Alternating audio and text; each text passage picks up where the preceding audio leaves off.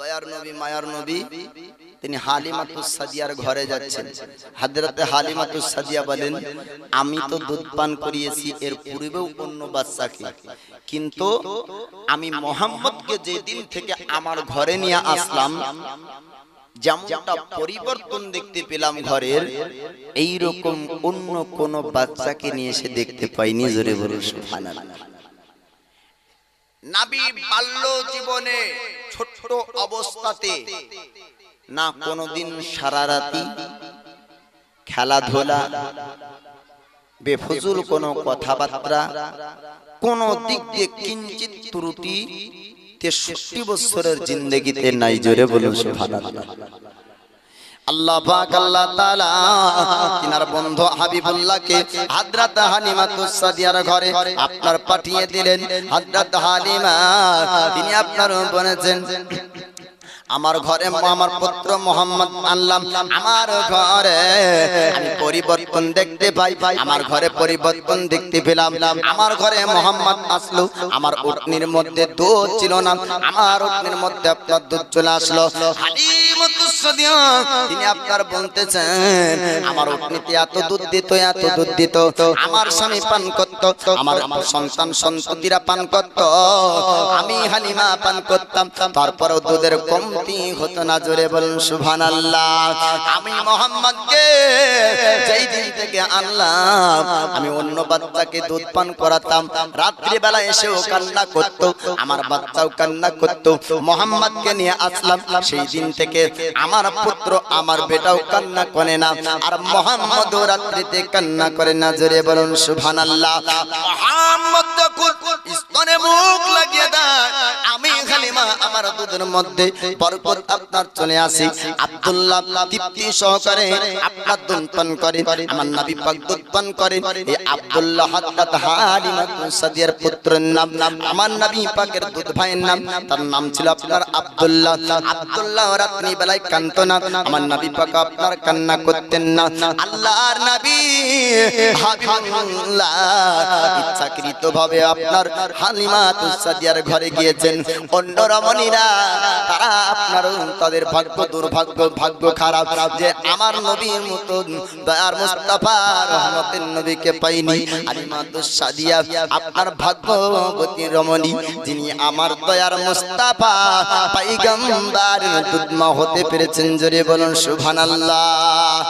আল্লাহর নবী হালিমাতুস সাদিয়া তাকে দুধ পান করতেন। হালিমাতুস সাদিয়া আপনার চিন্তিত হয়ে যেতেন, হালিমাতুস সাদিয়া চিন্তা করতেন। হালিমাতুস সাদিয়া কবিরাজের বাড়িতে আপনার যাওয়ার পর কবিরাজকে বলেছিলেন, ও এই যুগের বড় কবিরাজ, আপনি একটু দেখুন আমার শরীরে কি কোনো অসুখ হয়েছে, শরীরে কি কোনো রোগ হয়েছে। আপনার কবিরাজরা বলেছিল, ও হালিমা, আমি তো পরীক্ষা করে আমরা দেখলাম আপনার শরীরে অসুস্থ হয়নি, আপনার শরীরে রোগ হয়নি। ওগো হালিমা, তোমার বাচ্চা মুহাম্মদ কেন দুধ পান করে না আমরা কেউ বলতে পারবো না। এক স্তনে দুধ পান করে, অপর একটি স্তন আপনার রেখে দেয়, দুধ পান করতেন না দয়ার নবী কোনদিন। কেন? আপনার কারণটা শুনবেন না বাবা। আল্লাহ পাক আল্লাহ তাআলা আমার নবীকে পৃথিবীতে পাঠাচ্ছেন, এমনি খালি মানুষ করে না বাবা, সারা পৃথিবীর মানুষকে আপনার হকের শিক্ষা দিবেন। আল্লাহ নবীর কাছ থেকে বাপ মায়ের কিভাবে হক আদায় করতে হবে আমার নবী শিক্ষা দিবেন। ভাই ভাইরা আপনার হক আদায় করবে, আল্লাহর নবী শিক্ষা দিবেন। জগৎবাসী আপনার শিখবে নবীর কাছ থেকে হক কিভাবে আদায় করতে হয়, কারো হক মারতে হয় না, এই শিক্ষা আমার নবী দিবেন। হক আল্লাহ হক করে ইবাদত, আল্লাহর পাক আপনার হক আদায় যদি না করেন, তওবা যদি করে নেন, আল্লাহ পাক ক্ষমা করে দিবেন। বান্দার কাছে যদি বান্দা অন্যায় করে, মানুষ মানুষের কাছে যদি ভুল করে বাবা, ওই ব্যক্তি ক্ষমা না করলে কিয়ামত পর্যন্ত আপনার ক্ষমা হবে না। এই শিক্ষা কোথায় পাবো? আমার নবী শিখিয়েছেন, মানুষের কাছে মানুষ অন্যায় করবে, মানুষের কাছে মানুষ ভুল করবে, মানুষ মানুষের কাছে ক্ষমা চাইবে। আপনার কাছে যে অন্যায় করবে আপনার কাছেই ক্ষমা চাইতে হবে। আপনি যদি তাকে ক্ষমা না করেন, কিয়ামত পর্যন্ত তার ক্ষমা হবে না। তওবা করলে কোন গুনাহ মাফ হয়? যেটি আল্লাহর হুকুম পালন করতে পারেননি ওইটা মাফ হবে। আল্লাহ বলছেন নামাজ পড়ো, নামাজ আপনার কাজা হয়েছে, আপনি তওবা করলেন, আপনি গুনাহ করেছেন, তওবা করলেন, হ্যাঁ সুযোগ যদি থাকে তওবা করার পরে উমরি কাজাগুলিকে আদায় করতে হবে বাপ, নামাজ কাজা আদায় করার সুযোগ আছে। তবে এমন একটি গুনাহ করেছেন পুনরায় ওটাকে আর শুধরানোর সুযোগ নাই। যেমন কোন একজন ব্যক্তি যদি শরাব পান করে নেয়, আর কি করবে? শরাব মদ পান করেছে, পরক্ষণে চিন্তা হলো খোদাই খৌফ, আল্লাহর ভয় তার মধ্যে আসলো, কিয়ামতের দিন হিসাব হবে আমার, আমি দুনিয়ায় শরাবী ছিলাম, আমি দুনিয়ায় মদ পান করেছি, কিয়ামতের দিন আমাকে জবাবদিহি করতে হবে। এই ভয় যখন আল্লাহর চলে আসবে কি করবেন? আপনি তওবা করুন। কি করবে? তওবা করুন। যদি আল্লাহ তওবা কবুল করে নাই তাহলে এই গুনাহ মাফ হয়ে যাবে। কিন্তু আপনার ভাইয়ের জমি অন্যায়ভাবে আপনার বৃদ্ধ মা, বৃদ্ধ বাপ তাকে নিয়ে গিয়েছেন রেজিস্ট্রি অফিসে, যাওয়ার পরে অন্যায়ভাবে জমি রেজিস্ট্রি করে নিয়েছেন, এটা আপনি তওবা করলেও মাফ হবে না, তওবা করলেও মাফ হবে না। ভাইয়ের হক মেরেছেন, তাহলে হক না মারার শিক্ষা আমার দয়ার মুস্তাফা দিয়েছেন। তো নবী যদি দুধ ভাইয়ের হক মেরে একাই দুধ পান করতেন, জগৎবাসীরা আঙ্গুল উঠাতো যে দুধ ভাইয়ের হক মেরে যিনি দুধ পান করে সে আবার হকের শিক্ষা কি দিবে। আমার দয়ার মুস্তাফা এক স্তরে দুধ পান করতেন, অপরটি রেখে দিতেন নিজের ভাইয়ের জন্য। জোরে বলুন সুবহানাল্লাহ।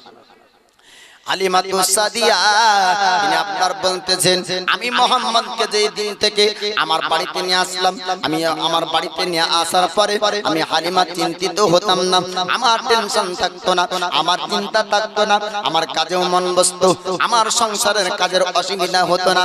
আমি অন্য বাচ্চাকে দুধ যখন পান করাতাম তাকে এক দোলনার উপরে রেখে দিলে আমার কাজে মন বসতো না, কাজ করতে করতে কাজকে ফেলে রেখে তার কাছে ছুটতে হতো।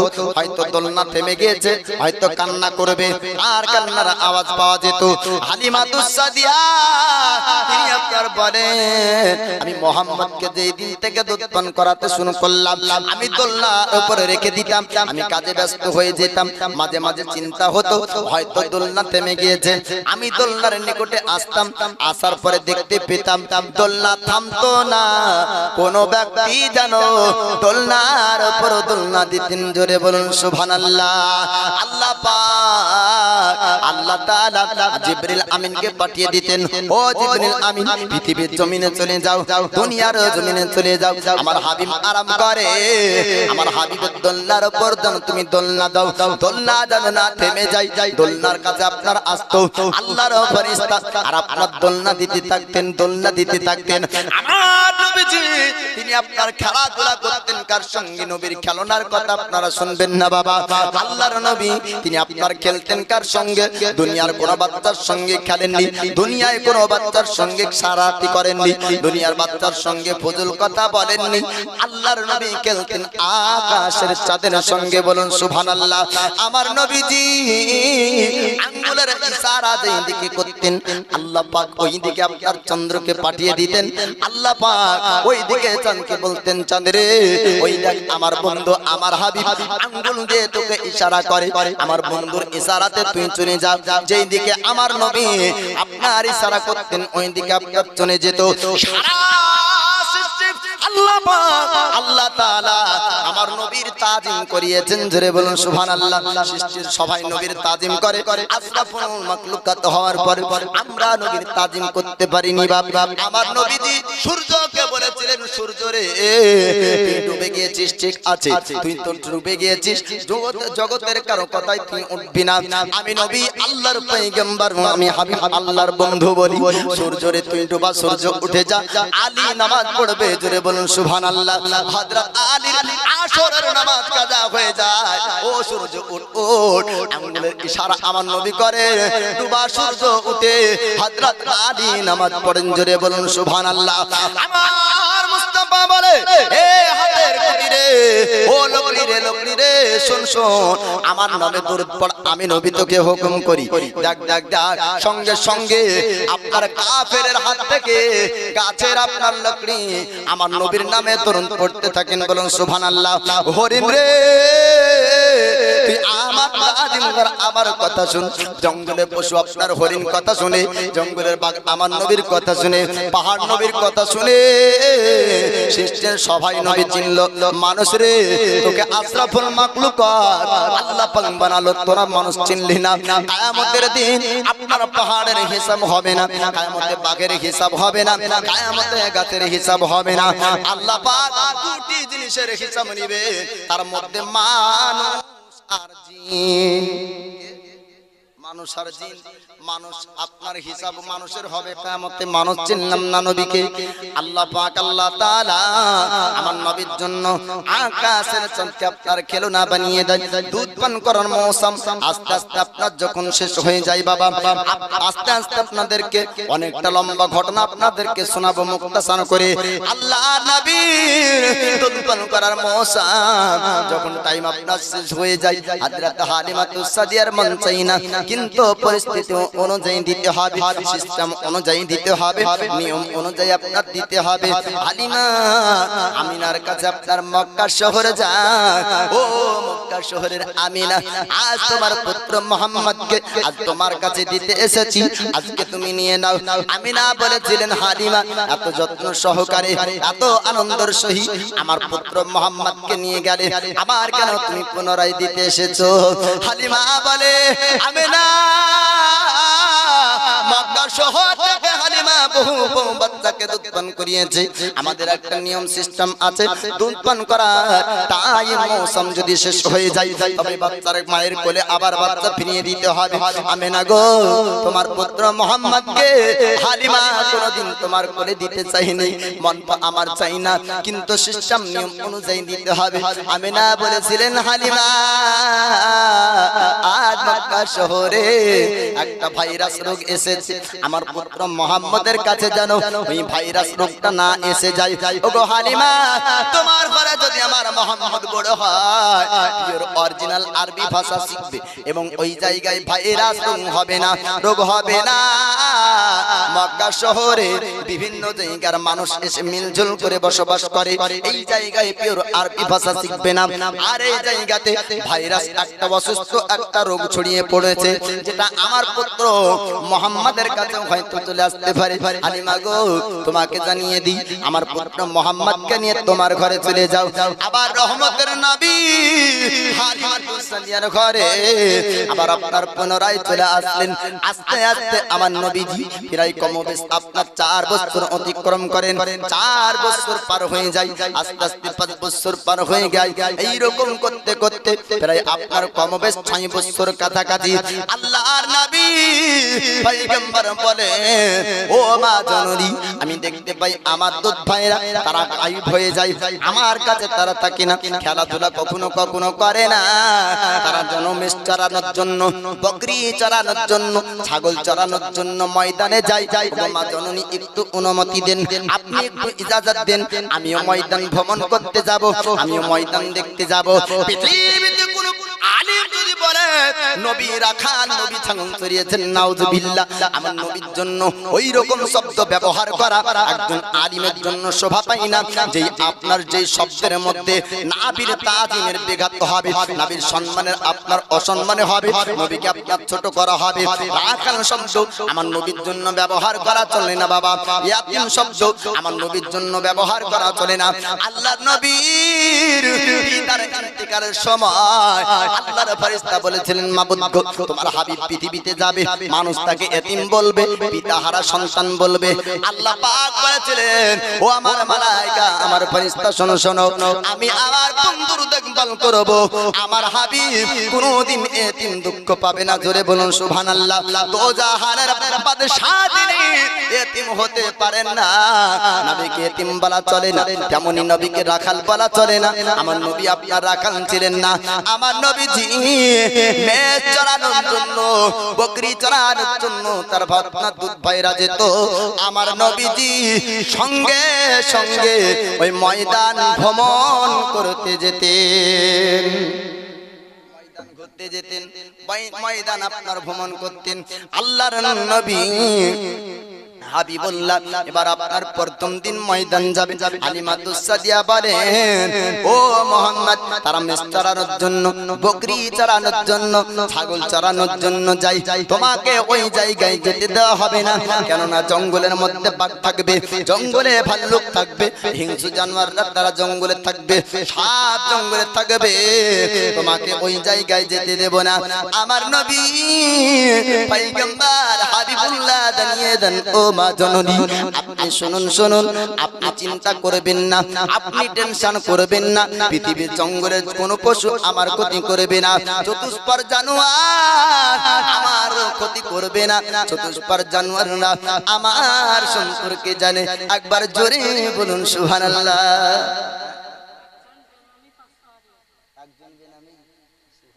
নাম করেনি, ওর নামের কোনো দরকার নাই, কামের দরকার আছে।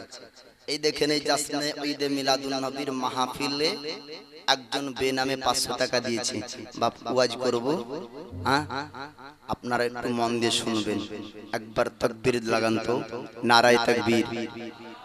পানিতে জুলুস করেছেন, পানিতে জুলুস করেছেন, করেন নাই, বলে পানি হচ্ছে ভিজবে কে?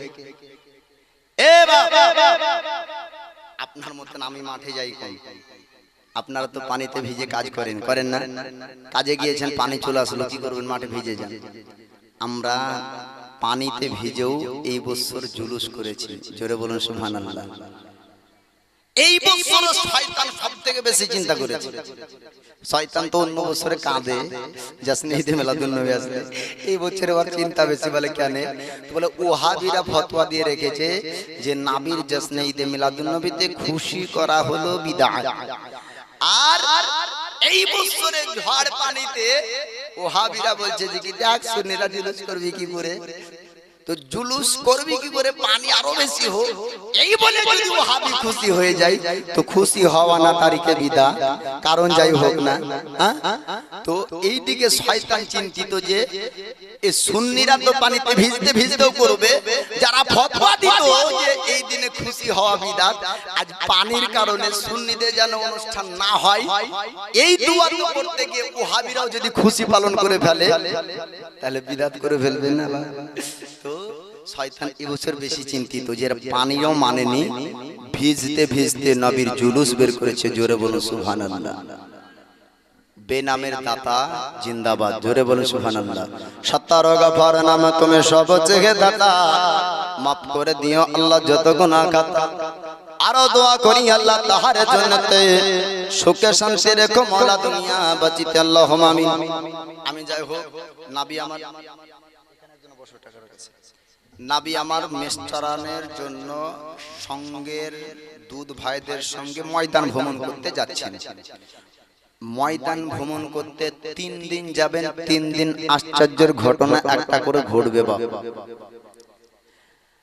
এই সামিয়ানার নিচে বসে আছেন, পাপ গুনাহ নাই এমন কে আছেন? একটু হাত তোলেন তো, যার গুনাহ নাই। আমি কয়েকটা কথা বলবো, একটু মন দিয়ে শুনবেন বাবা। তারপরে জীবনী খালি শুনলে কি হয় জানেন? জীবন পরিবর্তন হয় না। 60 বছরের চাচাকে জিজ্ঞাসা করছে, মাঝে মাঝে জীবনী আমি নিজে করি, খোদ জীবনী আলোচনা করি, আবার আমি বলি, চাচা কত বছর বয়স? বলে 60 বছর। জীবনী কতদিন থেকে শুনছেন? 20 বছর। জীবন কিছু পরিবর্তন হলো না? রে বাবা, যা ছিল তাই। তো খালি জীবনীতে পরিবর্তন জীবন হবে না বাবা। কয়েকটা কথাগুলি মন দিয়ে শুনবেন। তো যারা সামনে বসে আছেন, গুনাহ পাপ নাই এমন কে আছেন? হাত উঠান। তার মানে আমরা সবাই পাপী, তাই লয়? আমরা সবাই কি? সবাই পাপী, গুনাহগার।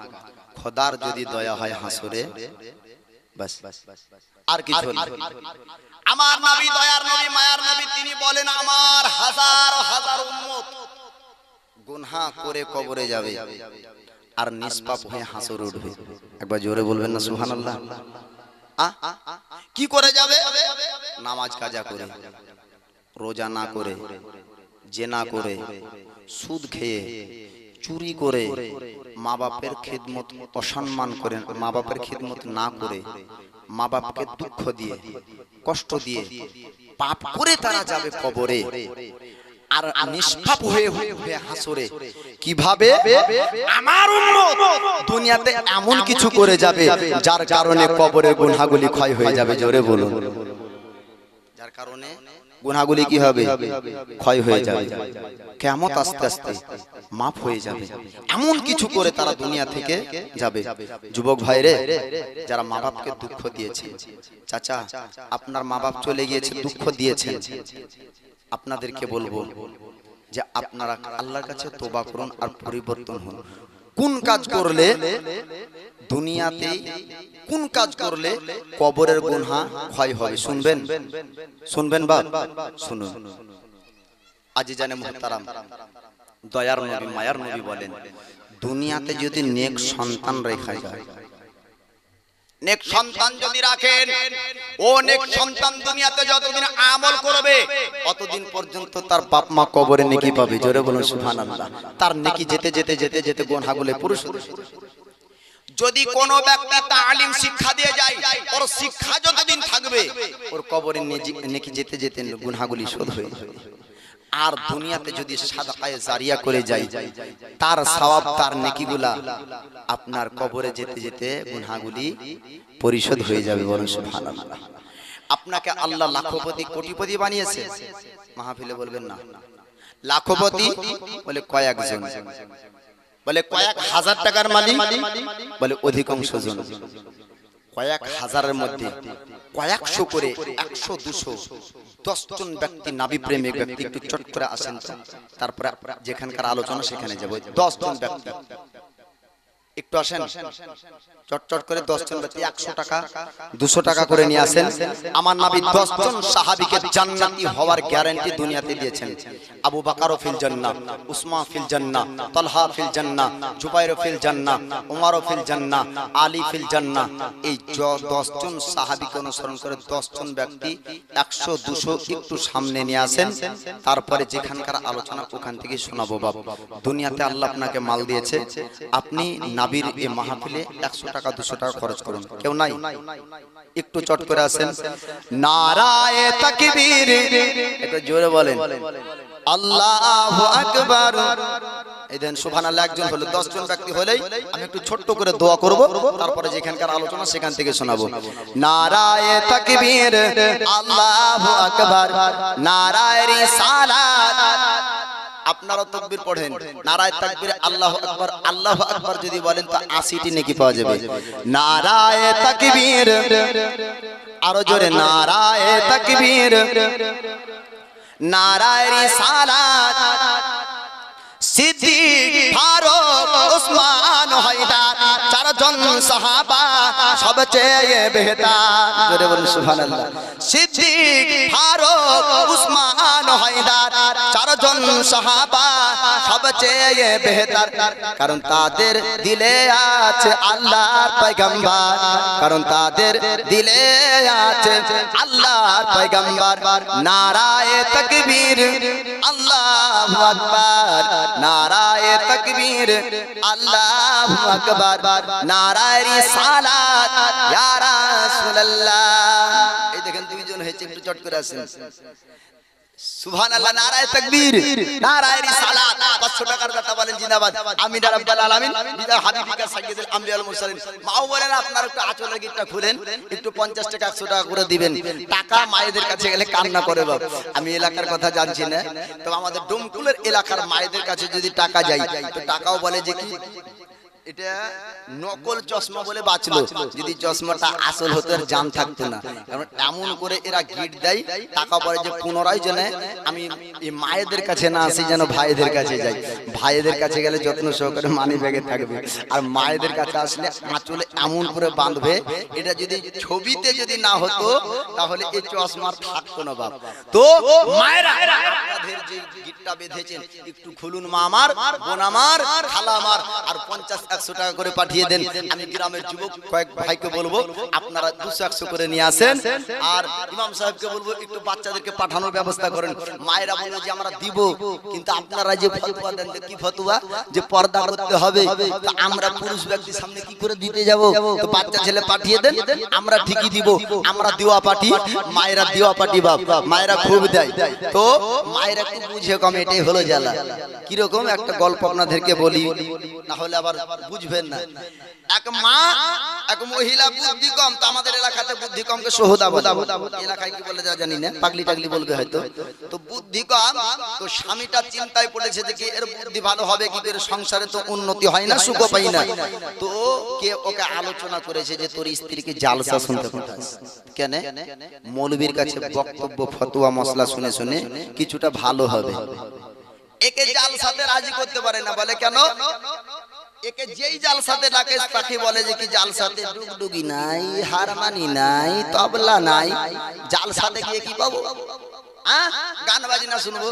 তো প্রতিবেশী মহিলারা কোন রকম রাজি করেছে, বাপ এই চল না রে জালসা ভালো হয়।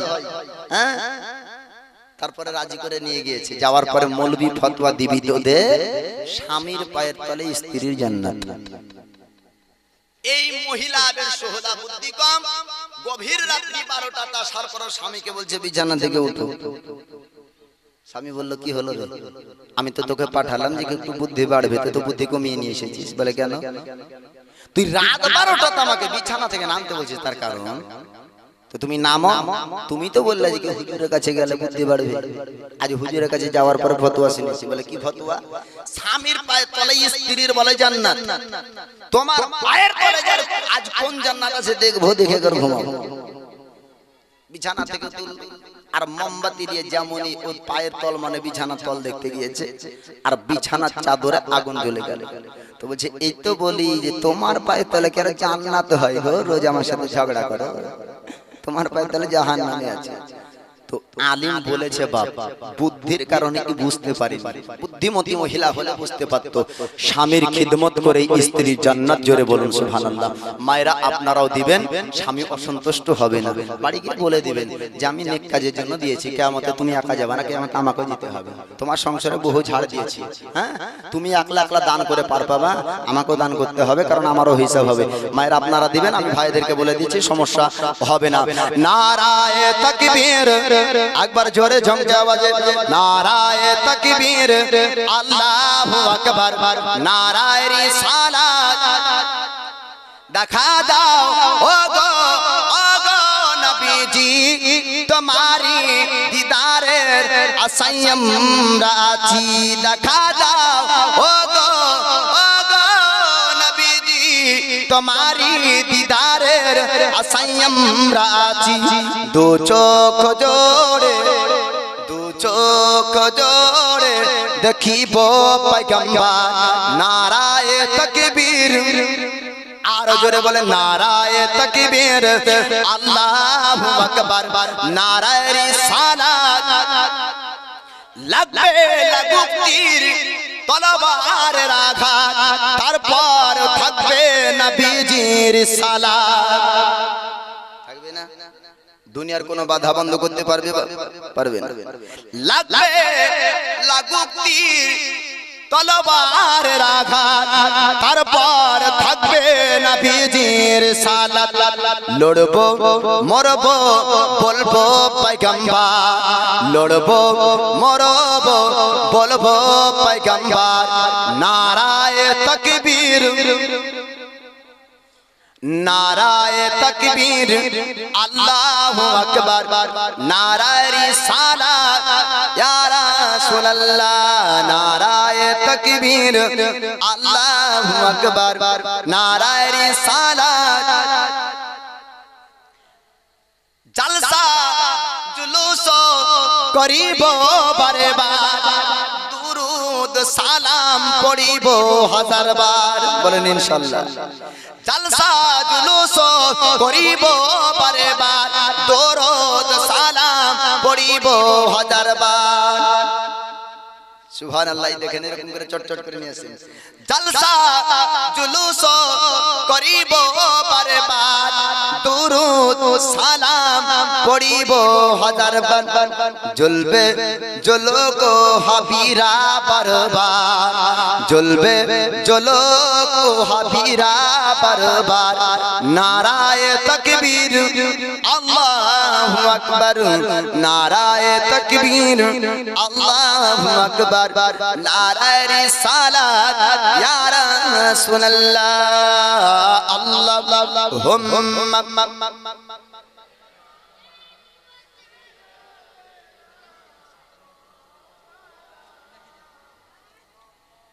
ওয়ালা আলি সাইয়্যিদিনা মাওলানা মুহাম্মদ সাল্লি আলা মুহাম্মাদিন সাল্লি আলা মুহাম্মদ, হরদম জবা সে নিকালো পাক নবী মুহাম্মদ, হরদম জবা সে নিকালো শফিআনা মুহাম্মদ সাল্লাল্লাহু তাআলা আলাইহি ওয়াসাল্লাম। তো আপনারা ওয়াজ শুনেন, আর যে যা দেওয়ার 150 দিয়ে যাবে। বলে মৌলানা গো দেওয়ার তো মন চাই, তো কেন পকেটে যে টাকা নাই? আমরা তো শুনছি যে কি ওয়াজ শোনার জন্য এসেছি, তো বা পকেটে নাই তো কি আছে? ঘরে আছে, ব্যাংকে আছে, মোবাইল আছে, ফোন পে আছে, গুগল পে। আপনি এক কাজ করবেন, দেওয়ার ইচ্ছা থাকলে উপায় থাকে বাপ। ও মৌলানা আমার নাম আব্দুল সত্তার, লিখিয়ে দেন 500 টাকা বা 200 টাকা, আমি 2 দিন পর দিয়ে দেবো ইনশাআল্লাহ, জুম্মার দিন এসে দিয়ে দেবো। বলতে পারে তো আমার ওয়াজ শুনবেন, আপনারাও আসবেন, কেউ উঠবেন না বাবা। বলেন ইনশাআল্লাহ ইনশাআল্লাহ। আমার দয়ার নবী মায়ার নবী জঙ্গলে এবার প্রথম দিন কি হয় একটু শুনেন। আল্লাহর নবী হাবিবুল্লাহ হযরত হালিমাকে বাড়ি, ও মা জননী আপনি চিন্তা করবেন না, আপনি টেনশন করবেন না, জঙ্গলের পশু আমার ক্ষতি করবে না, জঙ্গলের হিংস্র জানোয়াররা আমার উপর আক্রমণ করবে না। হালিমাতুস সাদিয়া যার পুত্রদেরকে আপনার ডাক দিলেন, ও আমার বেটারা, আমার পুত্র মুহাম্মদ যাবে আজ ময়দান ভ্রমণ করতে, খবরদার খবরদার মুহাম্মাদের যেন ক্ষতি না হয়ে যায়, হিংস্র জানোয়ার যেন আঘাত না করে, হিংস্র জানোয়াররা যেন আক্রমণ না করে দেয়। এইরকম ভাবে হালিমাতুস সাদিয়া আপনার বনে দিলেন। হালিমাতুস সাদিয়া তার পুত্রদেরকে বনে দেয়। আল্লাহর নবীকে নিয়ে এবার ময়দানে আপনার মেষ চড়ানোর জন্য তারা আপনার চলতে লাগলো। পাহাড়ের উঁচুতে আপনার দুধ ভাইরা চলে গেল। আল্লাহর নবী হাবিবুল্লাহকে এক জায়গায় আপনার রেখে দেন। আল্লাহর নবী এক জায়গায় রাখা আছেন, দুধ ভাইরা আপনার ময়দানের উপর আপনার চলে যায়। পাহাড়ের উঁচুতে গভীর জঙ্গলে তারা আপনার ছাগল চড়ানোর জন্য ব্যস্ত হয়ে গেল। হঠাৎ দেখা যায় দুটো আপনার সাপ আসার পরে আমার নবীর চেহারা মুবারকের উপর ফনা করে দাঁড়িয়েছে। একবার জোরে বলুন সুবহানাল্লাহ। আকাশের মেঘগুলা আস্তে আস্তে আস্তে আস্তে আপনার জমে গেল।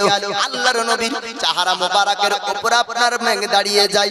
মেঘ এসে ছায়া করলো, আপনার সাপ এসে আপনার হাওয়া করলো। দুধ ভাইয়েরা দেখানোর পরে হালিমাতুস সাদিয়ার কাছে আপনার চড়তে শুরু করলো। ডাক দিয়েছেন, ওগো মা জননী আপনি বের হয়ে আসুন, আপনার পুত্র মুহাম্মদকে আর বাঁচানো যাবে না, মুহাম্মদকে আর বাঁচানো সম্ভব হবে না। বনের বড় বড় সাপগুলা তারা ফনা করে দাঁড়িয়ে আছে। এতক্ষণ মনে হয় চপল মেরেছে। হালিমাতুস সাদিয়া স্বামীকে ডাক দিয়েছিলেন আর বলেছিলেন, স্বামী গো আপনি প্রতিবেশীদেরকে ডাকুন, আমার পুত্র মুহাম্মদকে আর বাঁচানো সম্ভব হবে না। হালিমাতুস সাদিয়া স্বামীকে ডাক দিয়ে আপনার ময়দানের দিকে ছুটতে শুরু করলেন।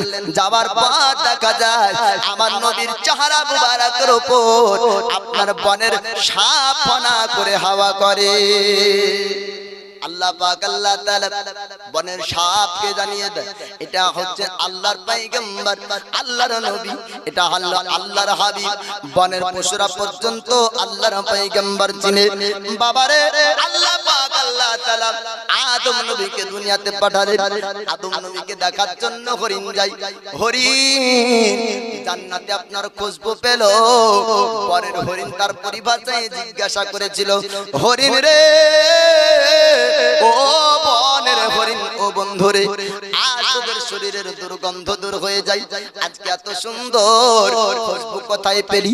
হরিণ তার পরিভাষায় বলেছিল, ও সঙ্গের সাথীরা, ওরে আমার জঙ্গলের বন্ধুরে, আজ আল্লাহ পাক দুনিয়ায় জান্নাতি মানব দিয়েছেন। জোরে বলুন সুবহানাল্লাহ। আল্লাহর পয়গম্বর মানুষের সাক্ষাৎ করতে গিয়েছিলাম, জান্নাত থেকে তিনি এসেছেন। আর জান্নাত থেকে আসার পরে আদম নবীর শরীর থেকে জান্নাতি খুশবুগুলা ছড়িয়ে পড়লো। আমরা হরিণ খুশবু পেলাম, জান্নাতি খুশবু পেলাম, জান্নাতি খুশবু সেন্ট পেলাম, জান্নাতি আতর পেলাম। জঙ্গলের মধ্যে দুর্গন্ধ দূর হয়ে যায় হরিণের শরীরের আপনার জান্নাতি খুশবুতে। জোরে বলুন সুবহানাল্লাহ। আল্লাহ পাক আল্লাহ তাআলা হরিণের শরীরের নাভিতে এমন খুশবু দিয়েছেন বাবা, হরিণের নাভি থেকে অরিজিনাল কস্তুরী দধি তৈরি হয়। ওই কস্তুরী বা ভরিতে বিক্রি হবে সোনার মতন। জোরে বলুন। কিন্তু এখন ডুপ্লিকেট, তাই 50 টাকায় পাওয়া যায়, অরিজিনাল কস্তুরী পাওয়া যায় না বাবা, ভরিতে বিক্রি। দয়ার নবী মায়ার নবীর সাক্ষাতে বনের সমস্ত পশু সাপ সব বের হয়ে এসেছিল। জোরে বলুন সুবহানাল্লাহ। আদম নবীকে দেখে জান্নাতি খুশবু পেল বনের হরিণ। আদম নবী তো আল্লাহর পয়গম্বর, সমস্ত নবীর যিনি ইমাম তিনি হচ্ছেন আমার দয়ার নবী মুস্তাফা। বনের হরিণ নয়, বনের বাঘ নয়, সমস্ত পশুগুলি আমার নবীর নূরানি চেহারা দেখতে এসেছিল। বলুন সুবহানাল্লাহ। আলিমাতুস সাদিয়া যাওয়ার পর আপনার দেখতে পান আল্লাহর নবী আপনার বসে আরাম করে, সবগুলো আপনার হাওয়া করলো, মেঘ আপনার ছায়া করলো। আল্লাহর নবীকে জিজ্ঞাসা করে, ও বেটা মুহাম্মদ, একটু জানিয়ে দাও, একটু বলে দাও, ওই সাপ কি তোমাকে আঘাত করেছে? তোমাকে কি ছবল মেরেছে? আপনার দয়ার মুস্তাফা বললেন, ও মা জননী, আপনি চিন্তা করবেন না, আপনি টেনশন করবেন না, আপনার পুত্র মুহাম্মদের ক্ষতি জঙ্গলের কোনো বাঘ ভাল্লুক করবে না, সাপ করবে না, হিংস্র জানোয়ার তারা করবে না। আপনার পুত্র মুহাম্মদকে তারা ভালোবাসে। জোরে বলুন সুবহানাল্লাহ। আবার দ্বিতীয় দিন আমার নবী পাক বললেন, ও মা জননী, আপনি ইজাজত অনুমতি দেন, আমি ময়দান ভ্রমণ করব। আপনি অনুমতি দেন, আমি ময়দান করতে যাব। হালিমাতুস সাদিয়া বললেন, ও বেটা মুহাম্মদ, আজ তোমাকে ময়দান যেতে দেওয়া হবে না। ময়দান ভ্রমণ যদি তুমি করতে যাও, আজ হয়তো দুর্ঘটনা ঘটেনি, আজ হয়তো ক্ষতি হয়নি, কোনদিন ক্ষতি হয়ে যেতে পারে, কোনদিন অসুবিধা হতে পারে। তোমার মা আমিনাকে কি উত্তর দিব? ও বেটা মুহাম্মদ, তুমি ময়দান যেতে চেও না, ময়দান যেতে চেও না। আল্লাহর নবী হাবিবুল্লাহ জানিয়ে দেন, ও মা জননী, আপনি চিন্তা করবেন না, আপনি নো টেনশনে আমাকে পাঠিয়ে দেন। দ্বিতীয় দিন আমার নবী যাওয়ার পূর্বেই আপনার জঙ্গলে একটা মিটিং হলো, জঙ্গলে একটা আপনার ইজতেমা হলো, একটা ময়দা হলো। জঙ্গলের পশুরা একত্রিত হয়ে জঙ্গলের পশুরা প্রকৃতির ভাষায় আপনার আলোচনা করলো। আপনার বাঘ ভাল্লুকের একত্রিত করে বাঘ বলে, বাঘরে আজ শোন শোন শোন, আজকে একটা চঞ্জর বিষয়ে আলোচনা করতে হবে, আজ বড় ময়দা করতে হবে, আজকে বড় আলোচনার বিষয় আছে। বলে কি আলোচনা? বলে রহমতের নবী আজ জঙ্গলে আসবে, আজকে দয়ার নবীর চেহারাকে দেখবো, কিন্তু আমরা বাঘ দেখতে পাবো। আমাদের ভয়ে হরিণ আসবে না, আমাদের ভয়ে খরগোশ আসবে না, অন্য প্রাণীরা আসবে না। ওরে জঙ্গলের পশুরে আজ রহমতের নবী পাবো, আমাদের লোভ লালসা দূর হবে। জোরে বলুন সুবহানাল্লাহ। কেউ কারো উপরে হিংসা করব না, কেউ কারো উপর আক্রমণ করব না, আমরা হরিণের উপর আক্রমণ করব না, হরিণ আমাদেরকে দেখে পালাবে না। সমস্ত পশুরা একমত আপনার হয়ে গেল আমার রহমতের নবীকে দেখার জন্য। বলুন সুবহানাল্লাহ। বাঘ ভাল্লুক তারা সবাই একমত। একটা করে বলেন, বলেন আপনি, আমি বলছি। আবুল কালাম 500, নারায়ে তাকবীর। একবার জোরে বলে নারায়ে তাকবীর, নারায়ে রিসালাত। আবুল কালাম 500 টাকার দাতা বলেন জিন্দাবাদ।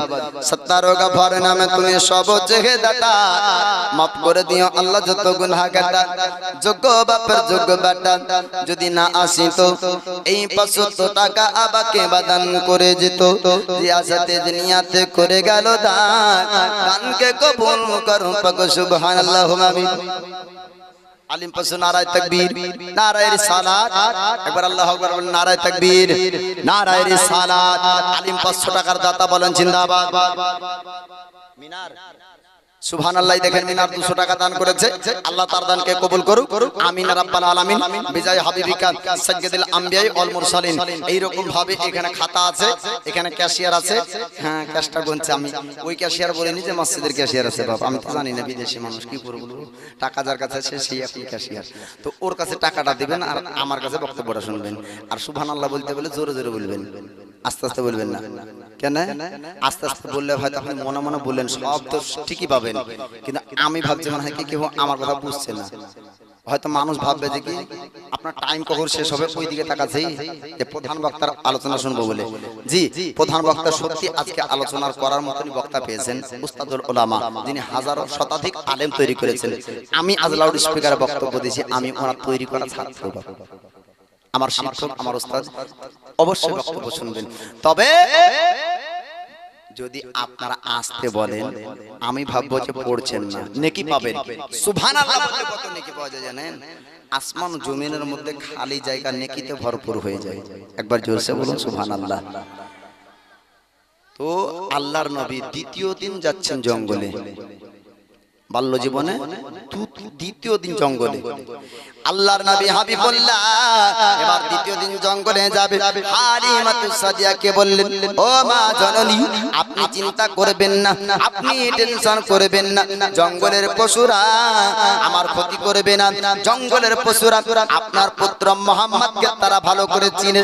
আল্লাহর নবী দ্বিতীয় দিন আপনার জঙ্গলে যায়, যাবার পরে এক জায়গায় আরাম করে। জঙ্গলের গভীরে আপনার দুধ ভাইরা ঢুকে যায়। দুধ ভাইরা যাবার পরে মেষ চড়াতে ব্যস্ত হয়ে যায়, ছাগল চড়াতে ব্যস্ত হয়ে যায়।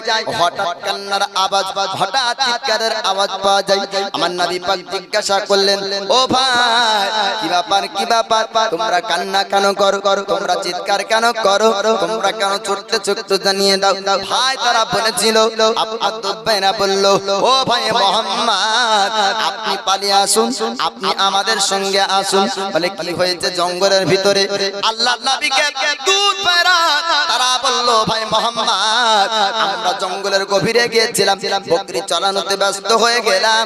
আমরা হঠাৎ দেখতে পেলাম, হঠাৎ দেখা গেল যে জঙ্গলের বাঘ ভাল্লুকেরা আমাদের বকরি গুলাকে, আমাদের ছাগল গুলাকে ঘেরাও করে রেখেছে।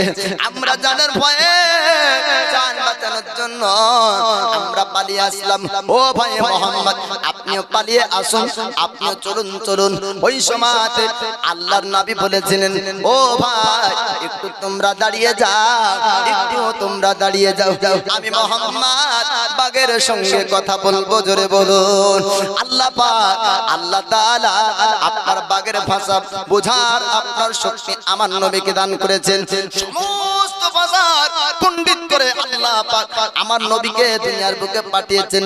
আপনার অতীতে যা ঘটেছিল আমার নবী সেটা জানতেন, আগামী যেটা ঘটবে আমার নবী জানতেন। মা কানা ও মায়াকুনের খবরদাতা, অতীতে যা ঘটেছিল আল্লাহ পাক আমার নবীকে জানিয়েছেন। সূরা ফিল আপনার উঠিয়ে দেখুন, আল্লাহ পাক নবীকে বলেন, হাবিব গো, আপনি কি দেখেননি আমি আল্লাহ ওই হাতি বাহিনীদের কি অবস্থা করেছিলাম? আর আসহাবে ফিল ঘটেছিল আমার নবী দুনিয়াতে আসার 55 দিন পূর্বে, 55 দিন আগে ঘটনা সম্পর্কে আল্লাহ পাক কোরআনের মধ্যে জানিয়ে দেয়। বন্ধু গো, আপনি কি দেখেননি? আপনি কি দেখেননি? আমি আল্লাহ ওই হাতি বাহিনীদের আব্রাহা বাহিনী, আব্রাহা বাদশাহ বাহিনীদের কি অবস্থা করেছিলাম। আর নবীজি দুনিয়াতে আসেন না, ঘটনা ঘটার 55 দিন পর আমার নবী দুনিয়ায় আসছেন।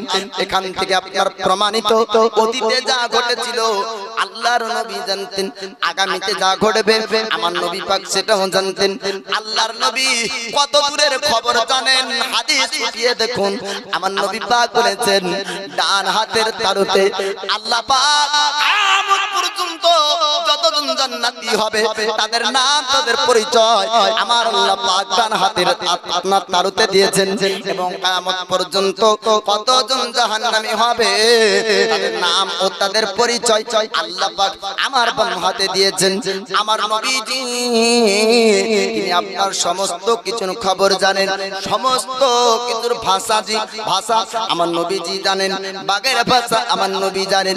বাঘ আপনার নবীকে আরজি করে, বাঘ নবীর সঙ্গে কথা বলে। আল্লাহর নবী বলেন ও ভাই তোমরা একটু দাঁড়িয়ে যাও, আমি বাঘের সঙ্গে কথা বলবো, বাঘ আমার সঙ্গে কথা বলবে, আমি বকরিগুলাকে নিয়ে আসবো, তোমরা চিন্তা করবে না। আমি কথা দিলাম মুহাম্মদ বাঘে আমার বকরি ছাগল খাবে না। ও ভাই তোমরা একটু দাঁড়িয়ে যাও, তোমরা একটু দাঁড়িয়ে যাও।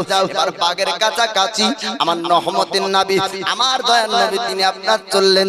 যাবার পরে জিজ্ঞাসা করে বাঘরে একটু জানিয়ে দে বাঘ আমার বকরিগুলাকে কেন ঘেরাও করেছিস? বাঘ তার পরিভাষায় বলল ইয়া রাসূলুল্লাহ, ইয়া হাবিবাল্লাহ, নবী গো ভোগ মিটানোর জন্য না, আমাদের ক্ষুধার্তকে দূর করার জন্য না। ইয়া রাসূলুল্লাহ, ইয়া হাবিবাল্লাহ, আপনার নূরানি চেহারাকে দেখার বিভিন্ন দিক দিয়ে চেষ্টা করেছিলাম। নবী গো জঙ্গলে আপনাকে একদিন পেয়েছিলাম কিন্তু যাইনি, কেননা একসঙ্গে আপনাকে দেখার সুযোগ পেতে হলে একটা বাহানা বানাতে হবে।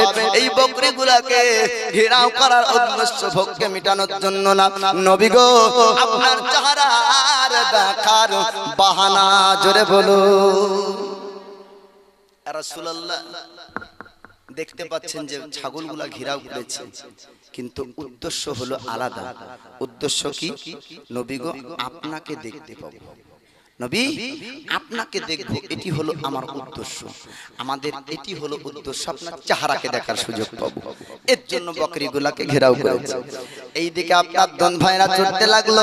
যাবার পরে ডাক দেয় ও মা জননী হালিমাতুস সাদিয়াকে বলেন ওগো মা আপনি আসুন, আসুন, আপনি প্রতিবেশীদেরকে বলুন যে বাঘ আপনার বকরি ঘেরাও করেছে, বাঘ আপনার ছাগল ঘেরাও করেছে, এতক্ষণ মনে হয় ছাগলকে খেয়ে ফেলবে।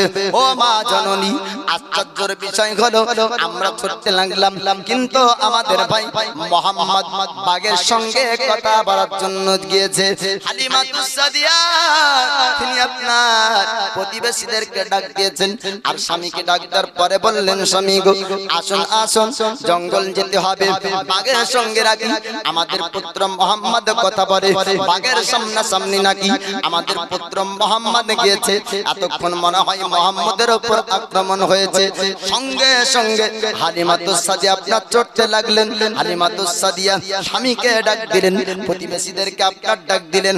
যাওয়ার পর জঙ্গলে দেখা যায় বাঘের সঙ্গে নারায়ে তাকবীর, নারায়ে তাকবীর, নারায়ে রিসালাত।